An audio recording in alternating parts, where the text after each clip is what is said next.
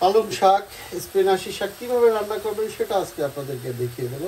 প্রথমে পেঁয়াজ, রসুন কুচি এবং কাঁচামরিচ কুচি ভুনাবেন, এরপর একটু জিরার গোটা ভুনিয়ে নেবেন, এরপরে একটু ধনিয়ার গুঁড়া এবং একটু জিরার গুঁড়া দিয়ে মিক্সড করে আপনারা ভুনাবেন। ভুনানো হয়ে গেলে পেঁয়াজটা যদি লাল চাল হয়ে যায় তখন আপনারা একেবারে শাকটা ধোয়া শাকটা দিয়ে দেবেন, বা শাকের মধ্যে বা ভাজির মধ্যে এই একই আইটেম এভাবে আপনারা শাক ভাজি যে কোনো কিছু ভাজি করবেন এভাবে দিয়ে দেবেন, দিয়ে একটু নেড়ে চেড়ে এরপরে আপনারা ঢাকনা দিয়ে আটকে দিতে পারেন।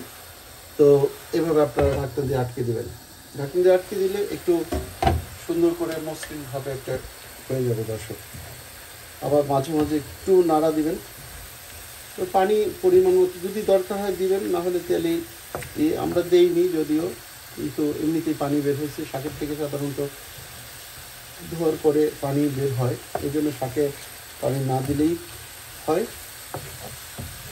তো এইভাবে আপনারা কিন্তু শাক রান্না করতে হবে। আপনাদের খেয়াল রাখতে হবে যে ছোটো পাত্রেও হয়ে যাবে, কারণ শাক কিন্তু চুপসে যায়, খোলা থাকে, মনে হয় যে অনেক জায়গা লাগবে, কিন্তু অ্যাটলিস্ট ভুনা হয়ে গেলে চুপসে যায়।